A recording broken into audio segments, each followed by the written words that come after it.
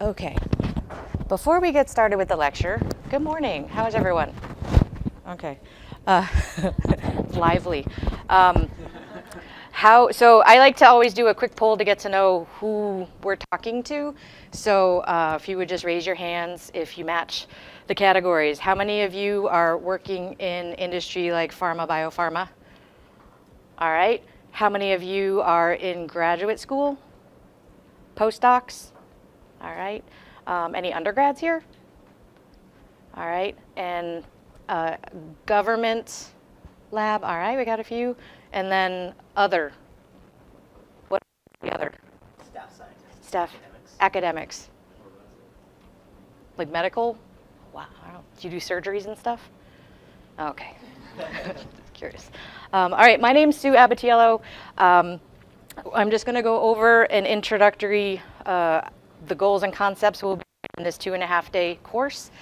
So first, day one today, we'll be walking you through setting up a Skyline targeted LC-MS method using empirical data versus information from literature. We're going to try to cover all these bases. My co-instructors, who I'll introduce in a minute, will also go over Skyline and initial introduction and setup. And then once you have a Skyline file with a peptide you wish to target, refining and optimizing the method in Skyline, addressing things like peptide and transition selection, MS settings and LC conditions, as well as IRT, which helps to target during the chromatographic time where your peptides are coming out. We'll have a lot of hands-on in this course, so if you're not already have these files on your computer, please download them and unzip them because we want to make sure everyone's able to keep up. If you have any questions, please just raise your hand. There are a couple of us that can come around and help. So either raise your hand for help, shake your head no, put your head on your, whatever you got to do, let us know. We want you to help keep up with the course. And so day two, tomorrow starts with a keynote lecture from Andy from the University of Washington, and he'll be talking about applications for targeted peptides for HDL proteomics kidney disease. He's an MD, PhD, and in my vernacular, he's wicked smart. So please ask him questions when he comes. And then we'll absolute quantitation and method validation, calibration curves, and post-translational modifications and phosphocyte localizations. And then on day three is a half. We'll be going over system suitability, Panorama and Panorama QC, which is the first of kind of on the cloud, and then okay. So right now I'd like to have my co-instructors stand up. First we have Christina Ludwig, Lindsay Pino. So I'm Sue Abbatiello. I've had a lot of jobs during my time of teaching this course over the last few years. I currently am employed at Northeastern. I help run the proteomics MS core facility at the Barnett Institute. So I'm now local. Before that, I worked for Thermo Fisher Scientific as a triple quad product specialist and a FAMES product manager, and helped R&D and customers kind of understand each other on what was needed and what needed to be developed. And then before that, I was at the Broad Institute with Lindsay, working mostly on targeted peptide quantitation. It's a running theme through my career. So one thing of note, though, is I've been involved with Brendan McLean and the Skyline team since about 2009. So I have him on speed dial and WebEx and all sorts of things. It's been a really great enabling tool, and so I'm always happy when they ask me to come and talk to people about it. Okay, so this is the general lecture that won't go really deep into too many details, but we just want to make sure you have a decent basis for understanding what we'll be going into in the course. So this is an introduction to quantitative proteomics and lessons from CPTAC. CPTAC was an NCI-funded grant that began in the mid-2000s. This is where I started working at the Broad on the CPTAC grant. And the idea, it stands for Clinical Proteomic Technology Assessment. The idea was to evaluate mass spectrometry technologies for determining biomarker candidates and then evaluating them through targeted mass spectrometry. So in the beginning, the idea is we want to look to biological fluids, usually plasma or urine are the easiest to attain, or tissue samples, to try to figure out if there are things that are changing in the proteome between a control data set and another data set, usually cancer or some kind of disease state. And so we work with biospecimens, plasma tissue. Proximal fluids are the things that are very close to where a tumor may be, where if proteins are being secreted, that's probably the most concentrated place. Once they get to the plasma, they become diluted. Tissue is another great place, but it's often hard to get. And plasma is the easiest because there's lots of plasma in everybody and so much protein in it. So the idea here is a discovery-driven proteomics. You think something is changing and you're going into the samples to look to see what is changing and by how much. You start with not too many samples and you detect a lot of analytes. And this is called the discovery step, where we work in samples that will give us an edge, like tissues that are causing the problem or proximal fluids to those tissues. Then, once we go through this phase and have a list of potential biomarker candidates, then we can increase the number of samples to hundreds and look for hundreds of analytes at a time and go through what we call this verification step. This is also moving further away from tumors or the disease state and going into blood because it's easier to analyze, and determining things like statistical relevancy. Do you see something changing a lot or changing a little? Does it really not change compared to what the discovery experiments pointed to? And then you can take a number of these analytes, so we're going from hundreds of analytes down to the best ones. Maybe you're mapping a pathway that you think is involved in disease progression, and a larger number of samples, so you can get very good statistical evaluation on these potential biomarkers. And here, this is called clinical validation, and the tests and evaluations are much more rigorous. Okay, so the difference between quantitative MS versus quantitative proteomics. A lot of times people cross-use quantitative MS and quantitative proteomics. The idea here, quantitative MS is a very broad, quantitative proteomics is a subset of that, and quantitative proteomics looks at everything. Right? The proteome is all the proteins that are expressed in a given sample, a tumor, blood, whatever, and you want to try to detect as much as you can. So here, quantitative MS means you're specifically looking at targets of interest. So you want to know how much of peptide X is in my sample, and you want to observe a signal relative to a standard in order to quantify that. Whereas in quantitative proteomics, again, it's a broader question, or what are the differences between my samples? And usually the signal is relative to another sample, whether it's in label-free, where you run the samples individually, or if you're using derivatization scheme like iTrack or TMT. Questions so far, please feel free to stop me. Okay. So most people start with quantitative proteomics because they might not know exactly what's happening in the biological system. So the approaches you can take for this are metabolic labeling. This is an acronym called SILAC, which stands for Stable Isotope Labeling with Amino Acids in Cell Culture. That's why it's got a good acronym. The idea here is cells are grown on media that has isotopically enriched amino acids, like lysine and arginine. And so the proteins that are expressed and produced are the same as what would be grown on regular media, except they're all a little bit heavier, and we can detect that difference by mass spectrometry. Chemical labeling. This has been an ongoing theme through the years. It started a long time ago with something called isotope-coded affinity tags, where proteins were labeled at a cysteine residue with heavy labeled tags and light labeled tags. And then after digestion and analysis, you could tell the difference between two samples. Sort of evolved into iTrack and TMT, where now you can combine up to 11 samples, I think, together at the maximum. So one LC-MS/MS analysis will actually compare 11 all at the same time. It's nice for multiplexing, but it's still an expensive technology. throughput, or gaining in throughput, you're giving up in cost. Label-free is, as I mentioned, you're analyzing one sample at a time and just looking at the signal across the samples.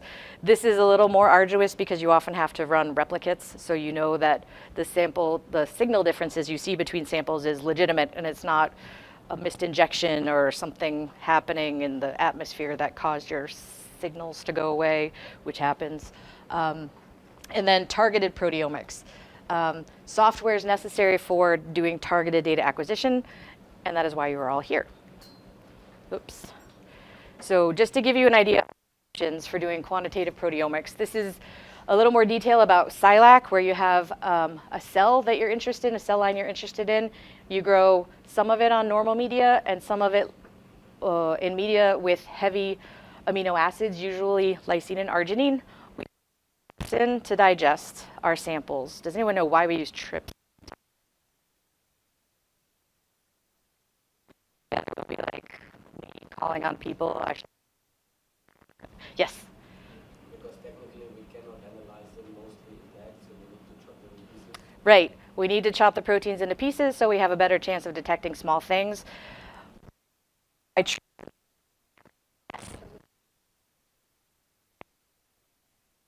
are normally charged with our acidic reverse phase solvents. And so all of our peptides that are generated by trypsin mostly are doubly charged at the minimum and up to multiply charged.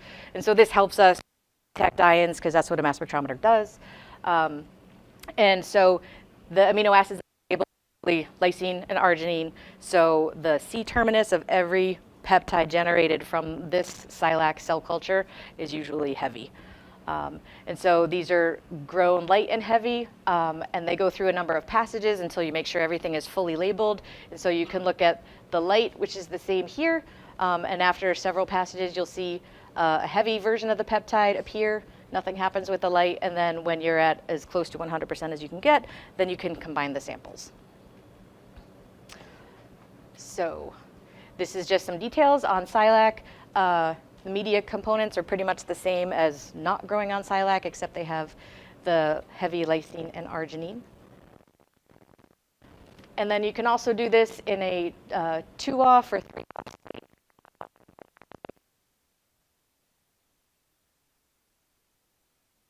In the media, so I don't know that it's ever gotten much higher than. This allows you to look at all of the peptides and proteins without doing any kind of modification. And one of the benefits is that you can combine the samples very early in the workflow before you even lyse them. So this is looking at results from a 2-sample experiment or a 3-sample experiment. And so you can see the light peptide and the heavy peptide signal, or with the 3-sample, you've got light, medium, and heavy. So briefly, the advantages and disadvantages of Skyline.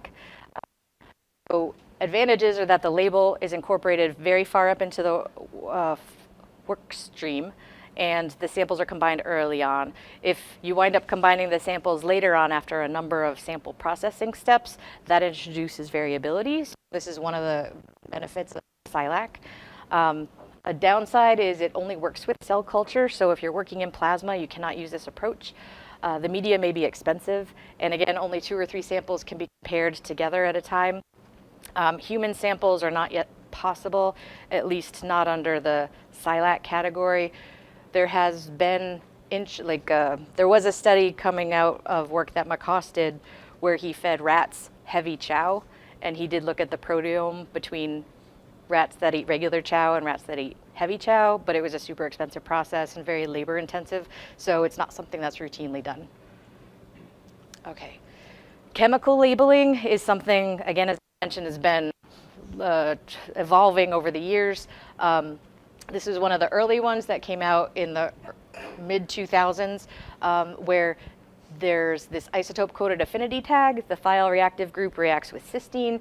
This is the linker, which has the heavier light versions, and then a biotin tag, so those peptides can be pulled out of a complex sample, and then you only have the labeled versions, which contain a cysteine in the peptide sequence. And this did really well for a while, but then evolved to iTrack and TE, which labels the N-terminus of peptide. containing peptides now. All the peptide reactive group, which is the N-terminus of the peptides. The balance in the reporter, this whole tag has the same mass in the different, and so they have the same retention time, they coelute, and they have the same mass to charge. Any questions on that? Okay. And this is just, again, a general approach where you have your samples, you label them individually, digest with ICAT. You can go through a multidimensional LC peptide fractionation step if you want to enrich things. Separate your peptides by this biotin-avidin affinity step, and then you only have samples from, you only have peptides that are labeled, and you can compare the light and heavy. And that comes in a kit. The iTrack isobaric chemical labeling has the same approach where you can have a larger number of samples, label them with their individual heavy isotope label reagents, and then combine them right after that. And you can do a cation exchange, again, multidimensional separation, reverse phase separation, and then look at the intensity of the reporter ions to know how much of each sample has that peptide and its relative abundance. In addition, you get the fragmentation spectrum, so you can identify that peptide. And then the quantification here, as I had mentioned, you get a single peak for all labeled with the iTrack reagent, and then when it's isolated and fragmented, you look at this reporter ion region, which is in the down low mass to charge, and the fragmentation pattern is whatever was in channel abundant. Oftentimes people will have a global standard that they include as either a light labeled or a heavy labeled one, and things can be normalized to that on a per peptide basis. This is what the 8-plex looks like. The companies that come up with these reagents are always looking for ways to improve them. One of the problems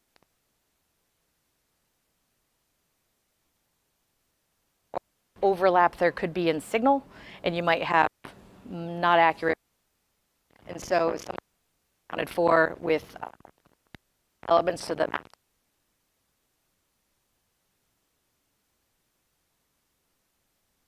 And the faster you're through for discovery proteomics, quantitative proteomics. Oops. So there are other options for chemical labeling, which are a little more, because they're not necessarily kit-based, but if you're in grad school or postdocing, or you have a lot of time, stuff like that, you can use O18. This is water to digest with trypsin. So you would digest with normal trypsin in normal conditions, and then you could redigest it with heavy labeled water, and then the O18 gets incorporated.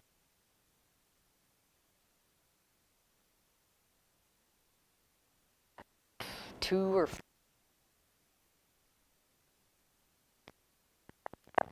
in there, and then you can combine it after digestion with an unlabeled.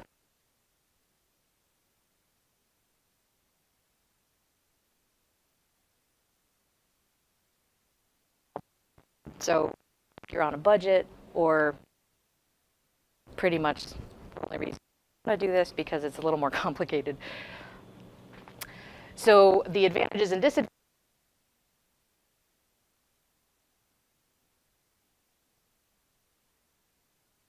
Sample, you can do one. They can be used on human biofluids. Kits are available depending on the goals of the experiment. Cost-effective alternates are available, although they're a little more complicated, and it provides multiplex. So disadvantages are that the label is incorporating its additional steps in your workflow.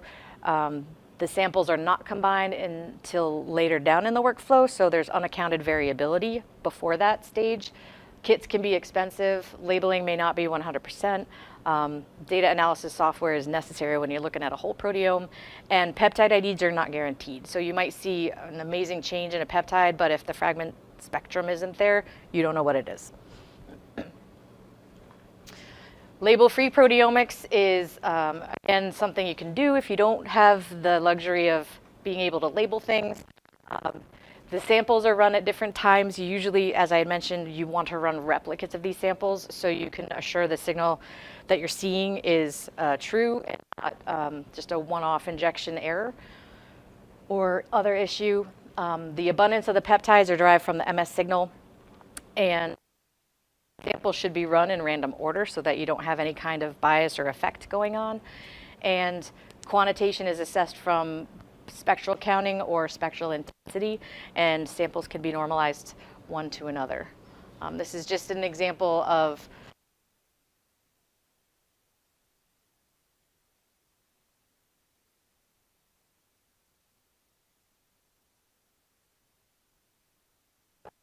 signal is raised at the baseline where it's all white. That means there's a lot of overlapping signal, but there are some obvious changes in here that you can go through and figure out with software.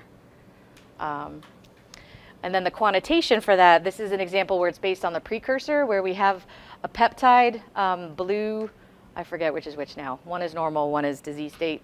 And these are the peak areas of all of the replicates. And so you can look at the difference in peak area between the red and the blue and figure out what the difference is in the peptide and calculate a ratio. If you have replicates, you can do a confidence interval or standard deviation. And then in this case, the MS2s were triggered right here, so we know what the peptide sequence is. Okay, so the idea here is to get you thinking about considerations for designing targeted experiments. Can you really quantify by mass spectrometry? Look briefly at mass analyzers and evaluating your data. So when you go to do these kind of experiments, it's really important to understand and you yourself know what your goals are. Do you want to just detect something, or do you really want to quantify and determine changes, including evaluating accuracy, precision, reproducibility, linearity, limit of detection, limit of quantitation? This is a lot more stuff that usually is involved than doing just, hey, is it there? Can I see it? So the experiments need to be designed well. Another thing, kind of step back, targeted protein detector. Protein has some change in it because of some antibody and stuff that you ran on it. Is there a reason it's not spectrometry based? Is it in the literature? Things can kind of help make it a designed experiment. Like a day in the library equals spending 30 days in the lab and not resulting in what you want. How much of the protein might be in the cell? If you know you have cells, is your protein present at per cell? It's really hard to detect.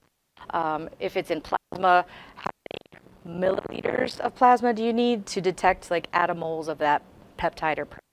These are all things that you would want to consider. You don't want to have to get 8 liters of plasma from somebody to detect, right, a biomarker, because then they would be dead. How many targets are you going to look at? This was related more to the mass spec and which one you should use. The cost of the experiment, considering both reagents and time and instrumentation. How much time do you have for acquiring the data and analyzing the data, which often takes longer? And then biological interferences. How unique is the peptide or protein, and what are the potential for false positives? So as I mentioned, never underestimate the literature. Doing this work after the fact can often explain why you're not getting any results. But doing it before the fact can help you design your experiment better, or just call it off to begin with, so that you're not spinning your wheels trying to do something that's impossible. So has anyone seen this slide? Only one, oh my gosh. So plasma is very rich with protein, but it's very complex because the concentration range of proteins in plasma has a very broad concentration range. Things that can be detected now are in the blue. These are all different plasma proteins. Things that are lesser abundant are usually the more interesting things, but they're really hard to get to because we're often obscured by albumin, which makes up 95 to 98% of plasma. So there are approaches to get around that, but it's often challenging to do just analyzing plasma by itself. Some approaches that people take are to start with a protein sample, either in this case with a plasma, do an immunoaffinity depletion. So that takes away the most abundant proteins from the sample and leaves the more interesting, lesser abundant proteins. You could also do cellular fractionation if you're interested in certain aspects of a cell line or tissue sample. And then digest, after that, you can do peptide level separation. So there's immobilized metal affinity chromatography, which enriches for phosphopeptides, amino affinity, or offline fractionation, which separates the peptides in a different way than you separate by reverse phase. Nano LC, this has a star around it because even though it's a pain, it is very sensitive. It's much more sensitive than doing high flow, particularly if you are sample limited and you're not able to inject a lot. And then mass detection. So the reason for doing these enrichment steps is because using plasma as an example, we're limited using nanoflow to load about a microgram, give or take, of total sample on our columns. If you try to figure out the volume equivalent of plasma that you're putting on your it's about 15 nanoliters, right? So we process it and dilute it, so we're injecting. Overall, it's like 15 nanoliters of plasma that you're putting on. If you do a plasma depletion step, then the volume equivalent of plasma you're putting is 220 nanoliters. If you're doing orthogonal chromatography on top of that, now we're getting up into about a microliter of plasmas being injected. So if you think about the concentration of your sample in, or the amount of your sample in 50 microliters, you're going to have a lot more of your peptide in 1.5 microliters, right?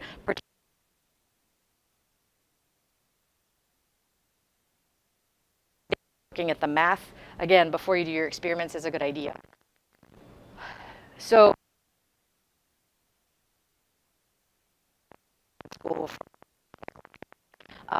the idea here is you've got signal from your processes that you're doing, but there's also some kind of chemical noise or analytical noise in the data that you generate.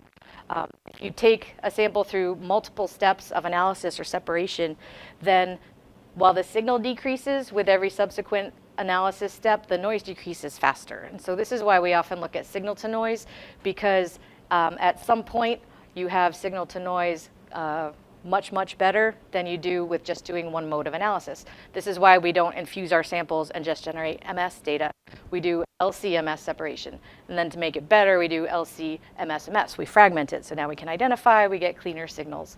And so if you look over the years, many different approaches have been developed, including inclusion of ion mobility and offline fractionation and so on. Any questions? All right. Ooh, yes. A general question, maybe it's a bit early for that, but speaking about quantification, if you introduce more and more sample preparation steps in the workflow, then also your precision goes down, right? Exactly. So do you have a rule of thumb, or will we discuss this later on? Internal standards and including them as high up in your sample processing workflow as possible. And so that's the benefit of SciLac. If you can't do that, we'll go over in our standards discussion heavy labeled proteins. If you're targeting specific proteins, that's another approach. So that helps to minimize, it doesn't get rid of the variability, but it accounts for it so that the calculations you make are based on the internal standard. Okay, so as I mentioned, nanoflow is a pain. How many people do nanoflow? Raise your hand. And how many people in it high flow? Not so many. I mostly have done nanoflow. More recently, I've been working at the higher flow rate, and it's wicked awesome. When you're injecting, nanoflow is not like that, and it takes a whole day to either figure out what's wrong or get your system back functioning.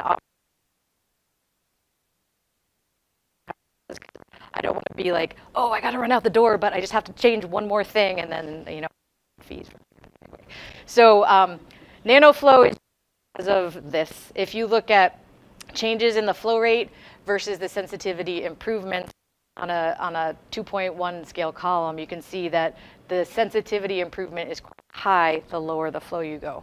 We have people that even like to go lower than that, but it comes as a trade-off with time, difficulty, getting columns that will work, and so on. So people that have been traditionally doing high flow, we're seeing a movement to this mid-range, because the gain going from hundreds of microliters per minute to the 1 to 10 microliters per minute is sacrificing all the things, difficulty and time and having the proper pump and so on.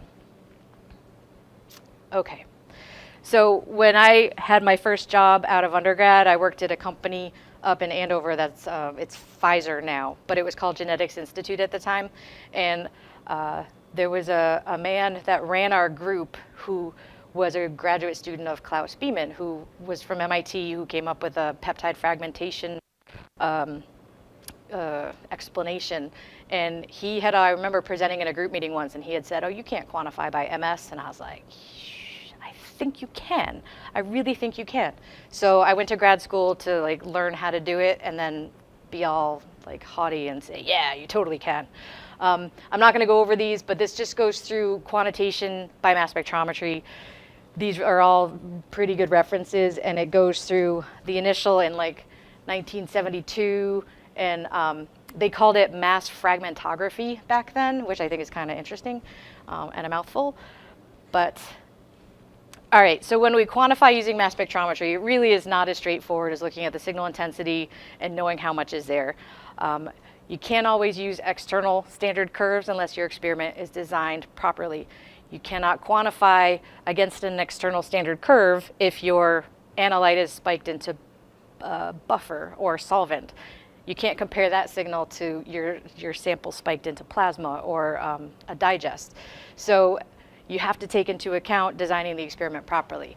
But I like Beer's law because it does a really, it's a very good analogy to what we're doing with mass spectrometry. So for that took analytical chemistry, we've got A is the signal, so that's the system. There's an extinction coefficient which can be determined or looked up for whatever signal you're using, the concentration of the sample, and the path length of the cuvette or the flow cell you're using. So if we look at the mass spectrometry side, there's a signal, just like density or peak area. There's a much like this extinction coefficient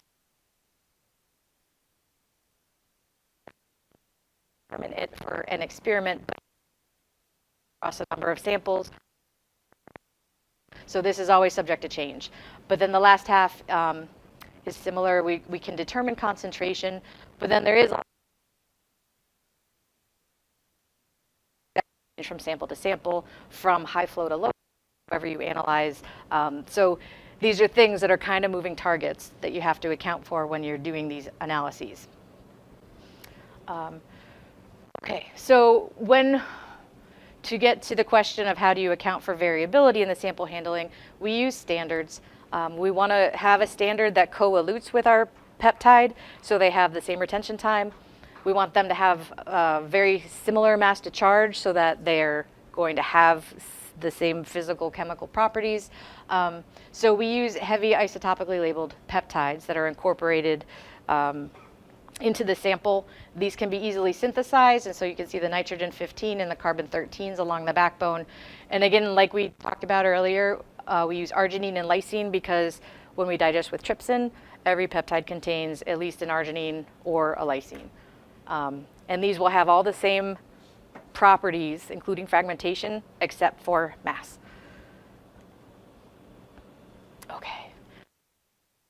Well, as I mentioned, Klaus Biemann, he's the guy that came up with, what do you call it, the explanation.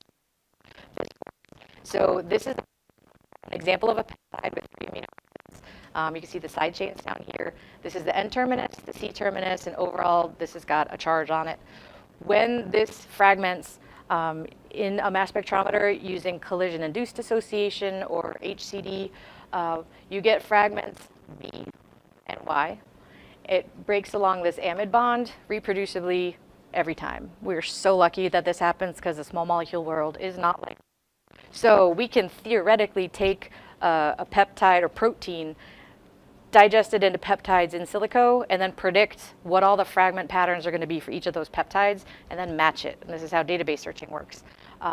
So if the charge is retained on the N-terminal side of a fragment, so if it's cleaved right here, we call it a B ion, and then the number denotes how many amino acids from the N-terminus you have for Bs. And for the Y ion, this denotes that the charge is retained on the C-terminus, and you go backwards from right to left for Y ions, and so this Y2 is the second amino acid is cleaving right after that. Any questions? There is another fragmentation approach called electron capture dissociation or electron transfer dissociation, and that's at the C and Z bond. And that's a little bit different. We probably won't go into that much here, but that's another potential. So we look at light and heavy peptides that are fragmented under the same conditions. We see, in this case, the phenylalanine was the amino acid with the label. And so any fragment that contains that phenylalanine will have mass shift. The 1031, 1037, it's a mass shift of 6. Same with the 918, 924. The other product ions all follow the same pattern. Can anyone just, I don't know, maybe I won't ask that, that's kind of hard. One thing that I noticed from this is that not only is their mass charge really similar, but the intensities of the fragment ions. This is something really important to pay attention to, because this is how you figure out if you have interferences in your sample. This B9 minus water is always going to be the most intense under these conditions on this mass spectrometer. It's intense under these conditions on this mass spectrometer. If you have it in a sample, if you're doing fragmentation in a sample, if any of these intensities change, it's likely to two reasons. One, there's an interference in there, so you don't want to use those fragments to quantify. Or number two, the signal is so low that it's below the limit of quantitation, and again, you don't want to quantify. Okay, so basics are you have a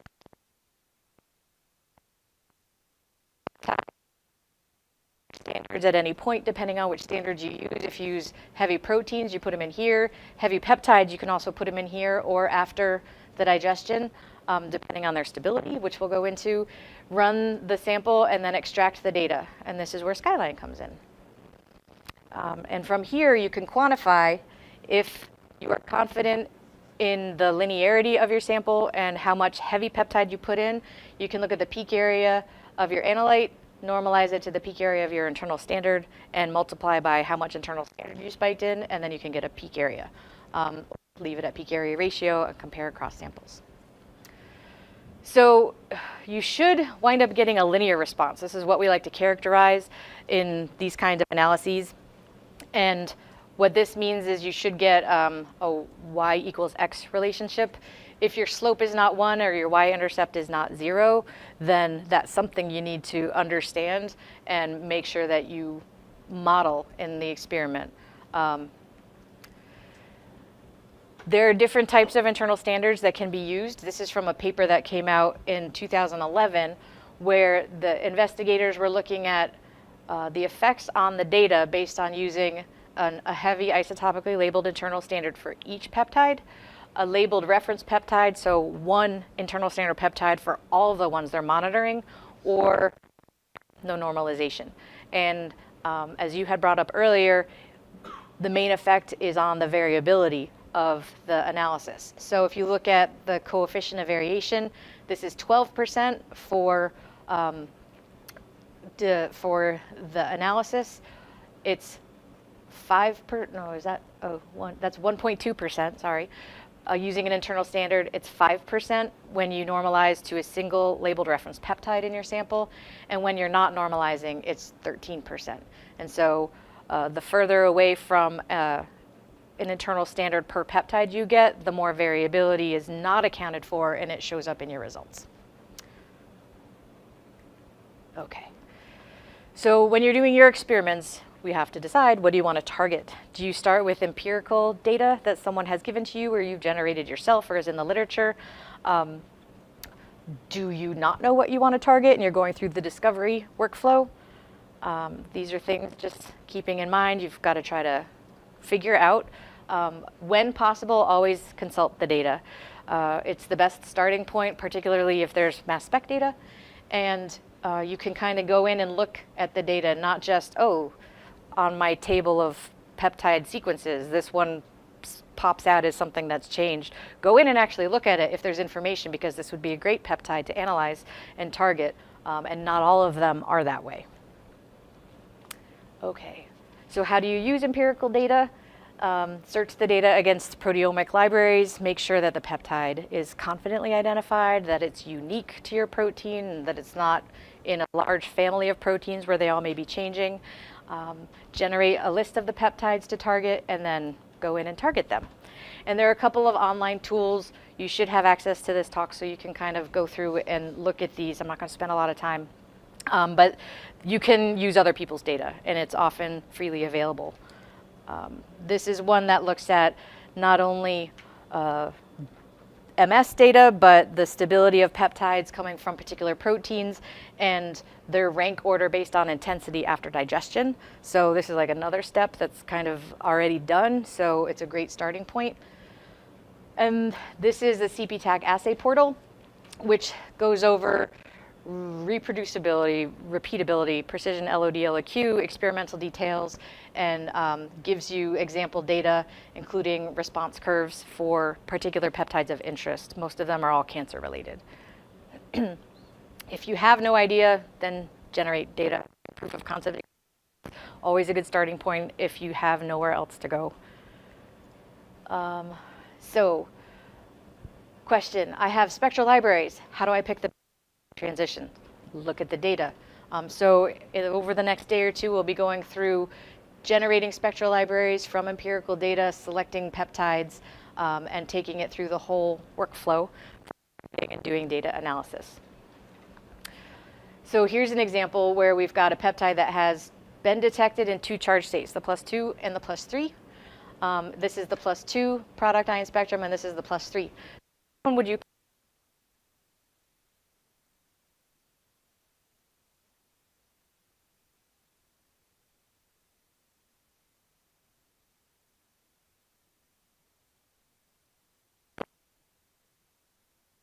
refine down which one gives the best signal if you have time to do method development. Otherwise, I would look at the intensity of the product ion spectrum. So this is 160 e to the 3. This is 3.5 e to the 6. So this one has more intense peaks, but they're all lower mass to charge. It's kind of, you just figure out by trying it, at least in my experience. Some peptides have beautiful fragmentation patterns, and so this is an easy one that we'd be able to pick a large variety of product ions from. And some are detected or identified by the database search and from the data that was generated, but it's got like a small handful of product ions. This would be much more challenging.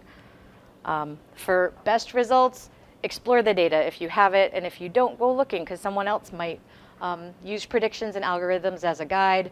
I don't know if many of you have seen this before, but there are a bunch of blindfolded scientists which all have one hand on an elephant, and they're all trying to figure out what it is. This one's saying it's a spear because he has his trunk. It's a snake because he has the trunk. The idea is, if it seems like an elephant, it may be an elephant, but you don't know exactly which kind. It may have a trunk, but it may not be an elephant, or it may not be anything related to an elephant at all. So again, going in and looking at the data is your best approach. All right, so the last little bit I'll be talking about here is this was a very large undertaking under the CPTAC consortium.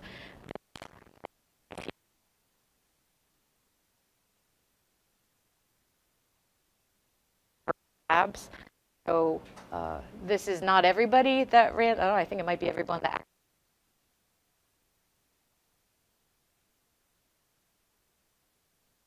across the U.S.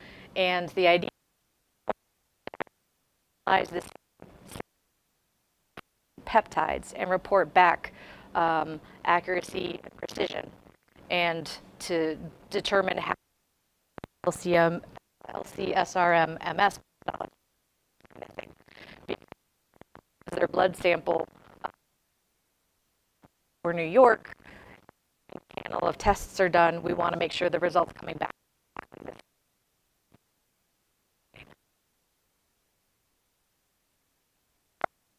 There were a lot of people involved, and we also had a large number of targets. A couple benefits, we had N15 labeled proteins available for 27 of our protein targets. And so these were spiked in a fixable samples. We had light versions of 35.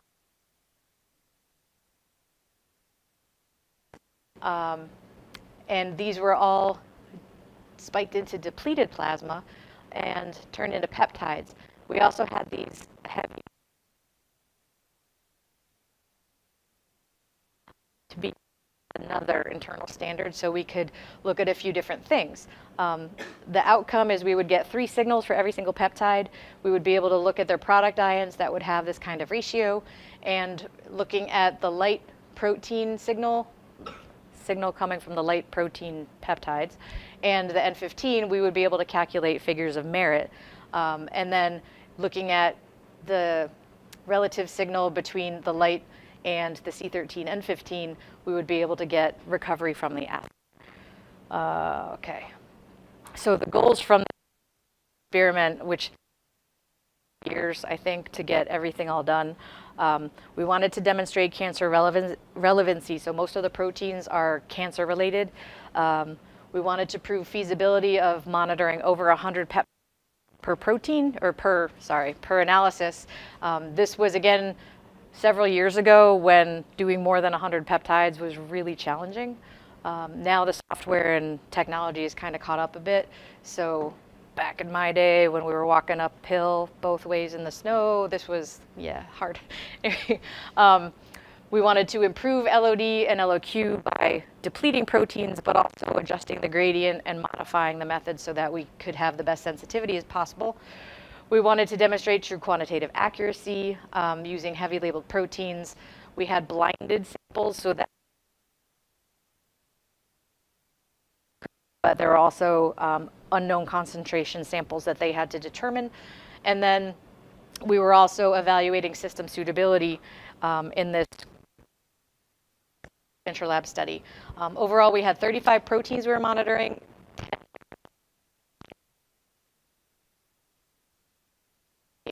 We would not have been able to do this without Skyline because every vendor has their own software for doing the data analysis. Not every vendor had their own software for doing data analysis of this type. For example, Thermo has great mass spectrometers, but their software at the time was not. So to be able to analyze data on this scale was nearly impossible. So when Skyline came along, I sent out a threat to people saying, you can process your data any which way you want, but we are processed Skyline files. So if you feel comfortable using your vendor, go ahead. This is a list of all the proteins that are all cancer related that we had N15 labeled versions of. And when I say N15, this was before the process was really refined. So all nitrogens in these proteins were labeled. It wasn't just lysine or arginine. That made for a little bit of a challenge for determining isotopic incorporation, but we did the best we could with this. And then these control proteins were the ones that we didn't.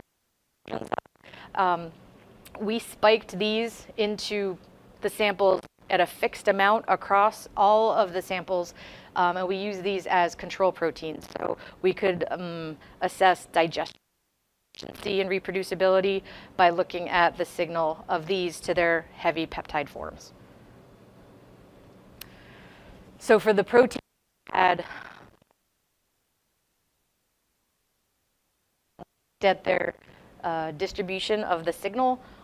This is by Maldi, I think. Nope, it's electrospray, but it's a TOF detector. So this is the actual data that was digitized. Topic incorporation was sort of tested computationally until it matched, and we were able to determine the isotopic incorporation based on the data and comparing it to the digitized version. Most of them were 99%. And so this is how we used Skyline. We have our proteins digests. We generated some data-dependent runs of the proteins that were digested and generated spectral libraries after searching in Skyline. Selected 123 target peptides for which we had these heavy isotopically labeled synthetic versions, and then monitored the top 5 product ions on each of the 4 main mass spectrometer types that we used, and then carried it through a refinement process, taking it down to the best 3 transitions, and then optimizing collision energy. So the final transition list for the whole thing was in the experiment that didn't have the heavy proteins in it, which I'll go into in a second. We had 738 transitions, and then with everything we had just over 1,100, which at the time we actually had to go to some of the vendors because they had a hardware limit, firmware limit of 1,000 transitions for their instruments. And we had to go and be like, we need some more. And so it helped to push that process along. Things that we learned is that one gradient does not serve everything. We had started the study with this green gradient from a previous study, and it was okay, but I thought we could do better. So we tried a couple different gradient slopes and like bumping it up at the end to see if we can narrow up the later eluting peptides. And so what you can see is that green gradient was this top one. Everything comes out here, all of our peptides, but not just all of our peptides. Everything from the plasma digest comes out right here. So everything is all smushed together. You have a lot of effects and issues with that. And then if you look at gradient 1, 2, and 3, we can see the peptides are beginning to spread out. And this is ideal because if we have to do targeting, time targeting with our instrument, which we did, it gives the instrument a little more time to target each of the peptides individually rather than having to do them all at once. Plus, it improves the duty cycle of the instrument. So this is an example of, this was on a 4,000 Q-trap where we had this 1,000 limit. But it shows you the separation of the peptides and the sort of distribution. Everything's kind of coming out over the whole thing. But because there were so many peptides and so many transitions, we did have to target.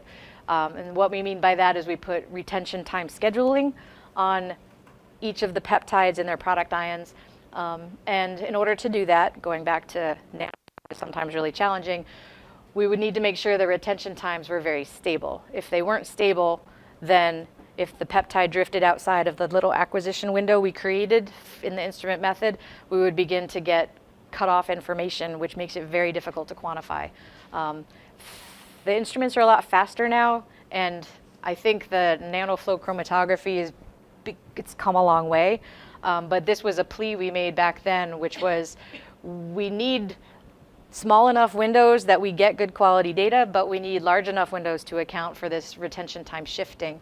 And during this time, options like indexed retention time and sort of real-time monitoring the software came up. So that helped. Oh, and the idea is if you have a wide retention time window of 10 minutes, you can only monitor 325 transitions at a time only.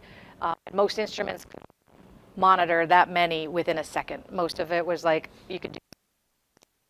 So you want to narrow the window for a given second.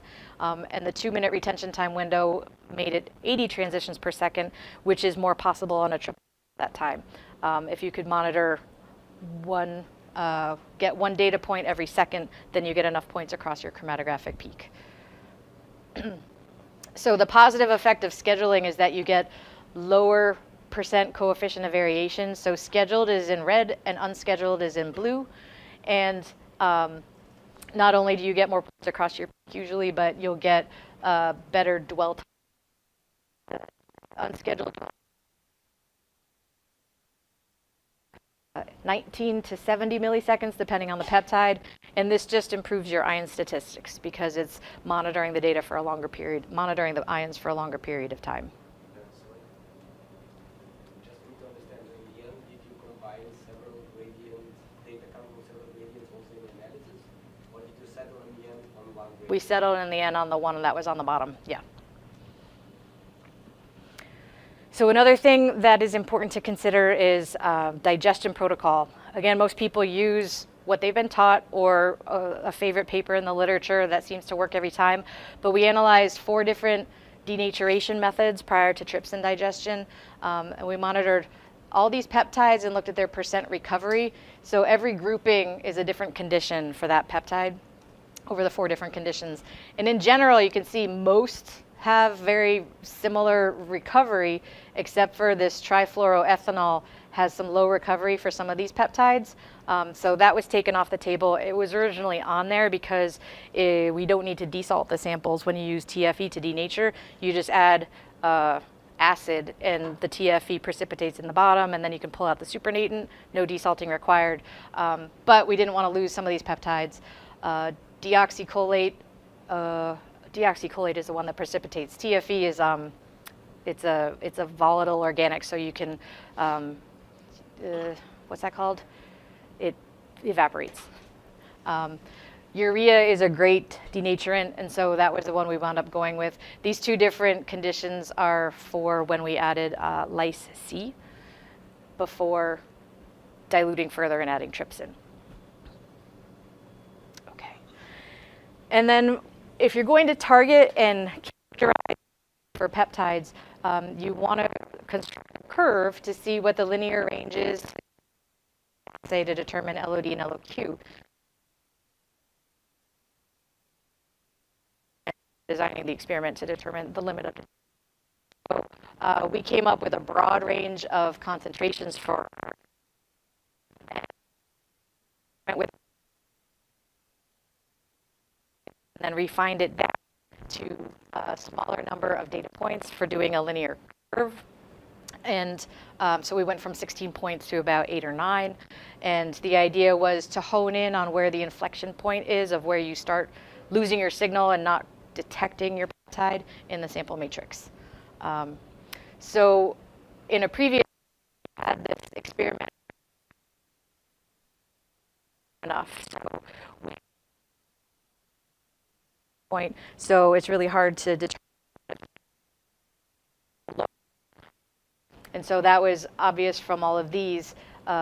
Everything was adhering to the line, and it wasn't designed exactly well.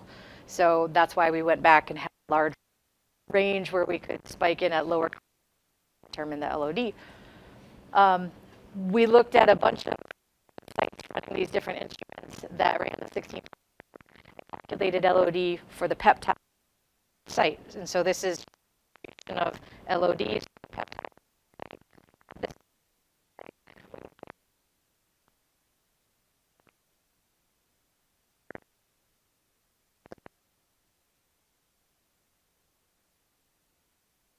Just having the median LOD is all in a very for that one. So we knew then where to balance our response curve to make sure we went below these values as well as above, so we could see the inflection point in the response curve. And if you're not understanding my inflection point thing, we're going to go into it in more detail later. Another thing we found out using the system suitability evaluation is that we needed to make sure the instruments were running properly, and not all of them were. Wow, this is what I was expecting. So we had every site run a system suitability twice a day during the sample analysis. And here's an example from a Q-trap and a 4000 Q-trap. They analyzed their data before the assay started. And across all the different peptides, they had about 25% coefficient of variation on repeat injections. And then the Q-trap 5500 all of a sudden had everything raised up to about 70%, which is completely.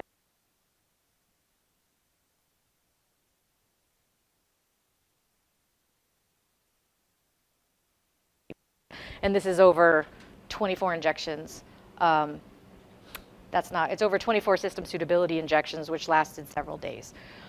So we went and looked at this data because this was a red flag, and found that unstable electrospray was a major factor. So there would be signal dropouts in the MS profile, and so the peak areas weren't being consistently calculated. And so if we didn't look at this or at the raw data, then we would just have like crappy numbers. So just another like metric to put in to evaluate. Yes. I'm sorry, what was that? Which source? That one, it was made by Micron at the time. I forget the name of it, but it was a closed, it was nanosource. It was a closed source that helped like suck the vacuum, would pull in the what do you call it? Yeah, it was like vacuum. I can't remember. The main issue that we were seeing from these is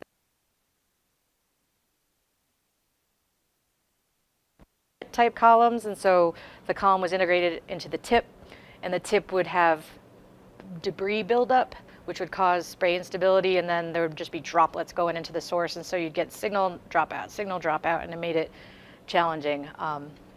But yeah, that I can look up what source it was, but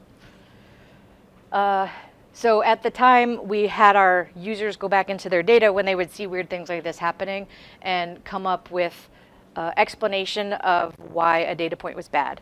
This wasn't necessarily to not use it, even though that option was there, but if, for example, they found out that they ran out of sample and they injected air, we're not going to use that data point, but we need to justify why we're saying don't use this data point, particularly if it was a human error that caused the problem. So overall, we looked at the current study that I was just presenting on versus the previous one, and comparing limits of detection for these peptides, we had a serious improvement or lowering of the limit of detection compared to the previous study that looked at the same thing. We attribute this to the samples were depleted, so we were able to load more plasma equivalent per sample. We optimized the gradient, and then all of our operators had improved experience. They kind of, the first study that we did that's shown in this bluish teal color, for many of them it was their first time using a mass spectrometer. So pretty much the same operators went and did it a second time in this more involved study, and they had the experience to learn from to make it all better. So overall, this was a pretty large-scale study that went over detecting a lot of peptides. It looked at the use of internal standards at the protein level and the peptide level, retention time scheduling, a lot of things that are currently used in today's technology. This is a list of all the collaborators and people that were running things and their bosses. Typing this into an author list is really kind of a pain. But anyway, so in summary from this, we learned a lot of lessons from the CPTAC study and tried to apply them moving forward, and it's one of the reasons we're here. I have made a lot of mistakes, and I don't think it's a good idea for people to keep their mistakes to themselves. Rather, it's a better idea to be like, hey, don't do this, because you're going to spend 3 weeks and not get anything useful out of it. And so that's one of the reasons I like coming here, to help people that are kind of beginning or in a rut with doing targeted peptide analysis. So consult the literature. Lindsay can tell you, together we worked on this phosphopeptide study where we were trying to detect these things from cell lines, I think, and we couldn't really see these phosphopeptides. And so I was like, Lindsay, go look up where these things are coming from. And one set of peptides, you had to do like a protein IP and then enrich the peptides, and you had to do cellular fractionation. Like all these steps were like, oh, we didn't do any of that. That's why we're not detecting them. Silly us, we shouldn't have had it on the list anyway.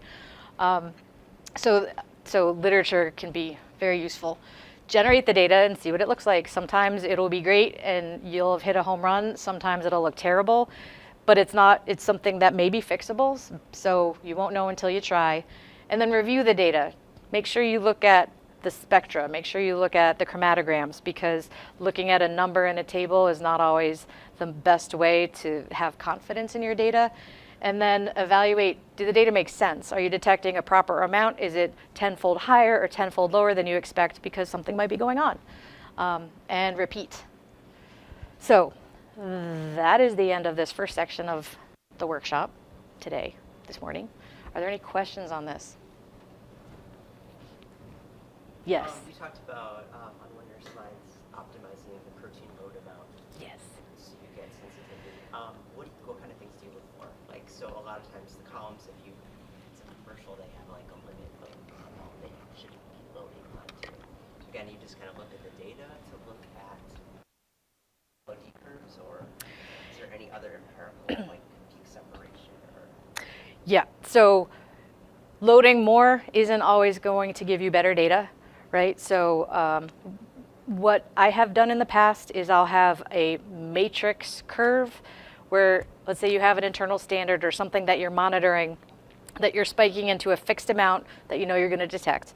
And then you titrate down the matrix background, because more isn't always better. Sometimes you'll find this sweet spot where you're loading half maybe of what you would normally load of the matrix, but your signal is so much more intense because there's less competition for ionization. Maybe the peptides are binding better to the column so that you get better chromatographic resolution.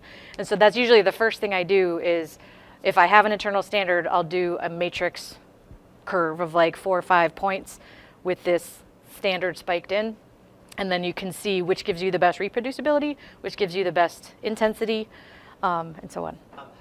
Also with that, how do you take into account, so if you have your instrument and you have a lot of time on an instrument, writing the gradient out longer, can that help, or will that dilute your signal intensity?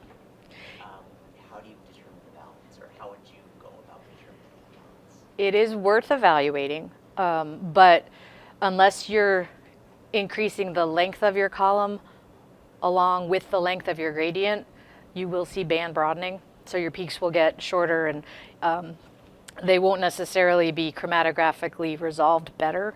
Although, like in that one example, I use the same column in the same overall time frame, but because the gradient wasn't so steep, we were able to get better separation. However, the peaks were less intense. So there's the debate of like, oh, well, they're more intense, but all smushed together, versus less intense and better separated.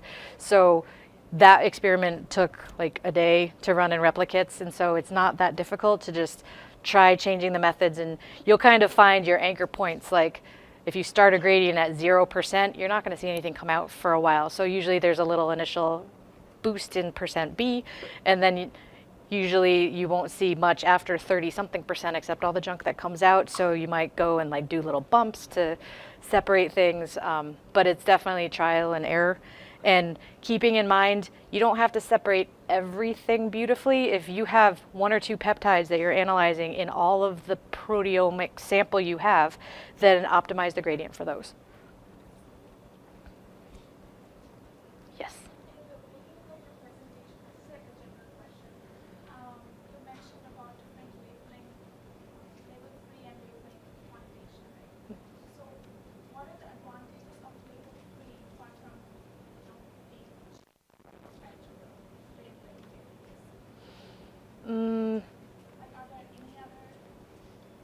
It's less expensive. You don't need reagents, but you want.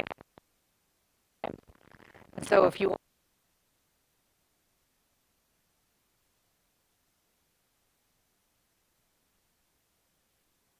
not racking up a huge bill.